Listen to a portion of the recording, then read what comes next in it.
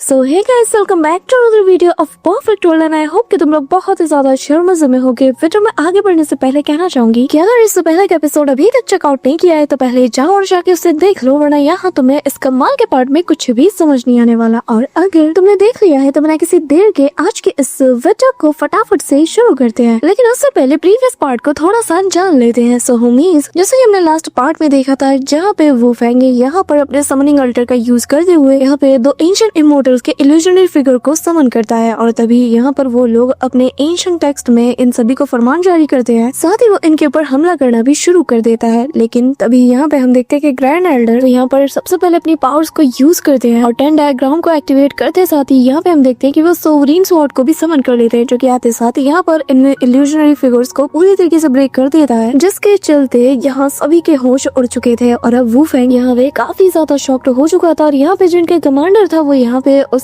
Supreme treasure की demand भी करता है। लेकिन हमारे 9 हेवन एंड 10 अर्थ रेलम के जो डीमन हंटर है वो यहाँ पर इन सभी के ऊपर तीर की बौछार करते हुए कहने लगते हैं कि चाहे जो हो जाए हम हमारे रेलम का एक कंकड़ भी तुम्हारे हवाले नहीं करने वाले। इसी के साथ स्पेस में एक खतरनाक सा रिपल होता है और एक टेरिफाइंग सी फोर्स अंदर आने लगती है। और अब आगे तो होमीज, हमारे इस पार्ट के स्टार्टिंग में हम देखते हैं कि जैसे ही वो टेरिफाइंग सी फोर्स अंदर आती है तो यहाँ पे हम देखते हैं कि वही फॉरेन रेलम का वो एंडर यानी वो रहने यहाँ पे आ चुका था और उसकी यहाँ पे सटक चुकी थी और वो कहने लगता है कि तुम लोगों की इतनी हिम्मत था। और यहाँ पर उसका टारगेट था हमारे डीमन हंटर, क्योंकि इससे पहले जो तीर की बौछार इन सभी के ऊपर हुई थी वो और किसी ने नहीं बल्कि डीमन हंटर ने ही किया था। और वो आते साथ ही कहने लगता है कि तुम्हारे जैसे चींटियों की इतनी हिम्मत था कि वो हमारे रेलम और हम लोगों पे हमला करे, अब तो तुम्हें तुम्हारी औकात दिखानी पड़ेगी। ये कहते हुए वो डीमन हंटर के ऊपर जैसे ही अटैक करता है, लेकिन तभी यहाँ पे ग्रैंड एल्डर आते साथ ही उसके अटैक को काउंटर कर लेते हैं, जिसके चलते उसका अटैक भी वहीं पे नलिफाई हो जाता है। और अब यहाँ पे हम देखते हैं कि ये जो बंदा था वूरन, वो कहने लगता है कि मैंने तुम्हें बहुत मौके दिए, मैं तो चाहता था कि तुम हमारी साइड ज्वाइन कर लो, लेकिन लगता है कि तुम्हें अपनी इन चींटियों के साथ मरना है। हाँ, जिस पर ग्रैंड एल्डर कहने लगते हैं कि हमें मारने वाला ना आज तक कोई पैदा नहीं हुआ है, सबने कोशिश की, एट दी एंड हम लोग अभी तक जिंदा है। पिछला बैटल याद है ना? और मैं अच्छे से जानता हूँ कि जिस सुप्रीम ट्रेजर की बात तुम लोग कर रहे हो उसे तुम लोग लेने आज यहाँ पहली बार नहीं आए हो, इससे पहले भी तुमने मौका ढूंढा था। इससे पहली बार जब तुम लोग यहाँ आए थे तब भी तुम लोगों ने इसे ढूंढने की कोशिश की, लेकिन तुम्हारे हाथ नहीं लगा। दाइची हेवन वाली उस जगह को तुम लोगों ने पूरी तरीके से छान मारा, लेकिन तुम्हें कुछ भी नहीं मिला, क्योंकि तुम्हें ही नहीं पता कि आखिर इसकी एग्जैक्ट लोकेशन क्या है। तो बेहतर यही होगा कि चुपचाप अपने किसी जिम्मेदार पर्सन को यहाँ पे भेजो जिसे किसके बारे में पता हो, और तब जाके वो हमसे बातचीत कर सकता है। तुम्हारे जैसे नौसिखिए बस यहाँ पर बड़ी बड़ी बातें ही कर सकते हैं। अब यहाँ ग्रैंड एल्डर का इतना कहना ही था कि वो तेजी से सीधा उसके करीब पहुंच जाते हैं, जिसके बाद वो वापस से इसे ललकारते हुए उसके ऊपर हमला कर देता है। यहाँ पे हम देखते हैं कि वो जो एल्डर था यानी कि जो वूरन था वो भी यहाँ पे उस पर तेज दनादन हमला करते हैं और इनके बीच फाइट वापस से शुरू हो जाती है। अब यहाँ पे अपने डिवाइन सेंस के जरिए से जो ग्रैंड एल्डर है वो शी-हो को बता देते हैं कि दो जो इमोर्टल्स के इल्यूजनरी फिगर्स आपस में कन्वर्सेशन कर रहे थे, मुझे उनसे ये भी पता चला कि वो लोग तो बेसिकली सबसे पहले हमारे रेलम के ऊपर लगा ये जो सील है इसे हटाना चाहते हैं, तभी जाकर इनका अल्टीमेट प्लान शुरू होगा। अब यहाँ पे वो बेसिकली शी-हो को बता देते हैं कि ये बैरियर यानी कि ये जो सील है ये हमारे लिए कितना ज्यादा इम्पोर्टेंट है और कहीं ना कहीं वो शी-हो के ऊपर ये जिम्मेदारी डाल देते हैं कि उसे ही इसे बचाना होगा। अब यहाँ पे हम देखते हैं कि शी-हो भी इनके बैटल को देखकर मन में कहने लगता है कि अच्छा तो इनका असली टारगेट हमारा ये सील है, यानी कि अगर ये सील टूट जाए तो न जाने हमारे इस 9 हेवन एंड 10 अर्थ रेलम का क्या होगा, और कुछ भी हो मुझे हर हाल में इसे बचाना ही है। अब यहाँ पे वो ये सारी बातें सोच ही रहा था कि तभी इसके सामने यहाँ पे वू फेंग आ जाता है। रात साथ ही कहने लगता है कि तुम बहुत ज्यादा खुशकिस्मत हो कि आज तुम मेरे हाथ से नहीं मरने वाले और ना मैं तुम्हें यहाँ पर मरने दूंगा, क्योंकि तुम्हारा असली क्रियाक्रम तो हमारे ब्रदर हे जिनमिंग करने वाले हैं। मेरे हाथ में तुम्हें मारने की खुजली तो बहुत हो रही है, लेकिन मैं उनके लिए तुम्हें बचा रहा हूँ। कितने अफसोस की बात है ना? लेकिन जब वो तुम्हें बेरहमी के साथ मारेंगे, तुम्हारी गर्दन को तुम्हारी बॉडी से अलग कर देंगे ना, तब वो नजारा देखने में बहुत ही ज्यादा मजा आएगा। अब यहाँ पे ये सुनना ही था कि तभी शी-हो अपने पावर को अनलीश करते हुए कहता है कि अरे नहीं, तुमने ये क्या बोल दिया? हाँ, अरे रे अब तुम्हारा क्या होगा? हाँ, तुम्हें पता भी है कि तुम्हारे साथ क्या होने वाला है? अरे रे बड़े अफसोस की बात है कि आज तो मेरा तांडव देखेगा, और तुम्हारा वो जो हे जिनमिंग है ना, तुम्हें निपटाने के बाद अगला नंबर उसी का है और वो मुझे मारेगा। हाँ, मैं उसे कितनी बेरहमी के साथ मारूंगा ये तुम्हारा पूरा का पूरा रेलम देखेगा और वो लोग इस बात के गवाह बनेंगे। यहाँ पे हम देखते हैं कि जो वू फेंग होता है उसे तो खुद के ऊपर काफी ज्यादा प्राउड होता है और वो यहाँ पर हंसते हुए कहने लगता है कि चलो देखते हैं। ये कहते हुए वो अपने पावर को अनलीश करता है और एक तगड़ा वाला स्लैश अटैक सीधा शी-हो को मारने के लिए वो उसकी तरफ चल देता है। लेकिन वो मनी मन खुश था क्योंकि उस स्लैश अटैक में उसने अपनी ब्लड की पावर का भी यूज यूज किया था। पहले ही शी हाओ इस चीज को देख चुका था तो वो भी स्माइल करता है, जिसके बाद वो अपनी पावर को भी थोड़ा सा मॉडिफाई करते हुए यहाँ पे घुमा के एक जोरदार वोल्केनो फिस्ट अटैक उसकी ओर बढ़ा देता है। यहाँ पे उसका ये फिस्ट अटैक काफी ज्यादा मैसिव था, जो कि तेजी से उसी ओर बढ़ रहा था और शी हाओ कहने लगता है कि तेरा क्या हाल होगा ना, ये तो खुद भी नहीं जानता।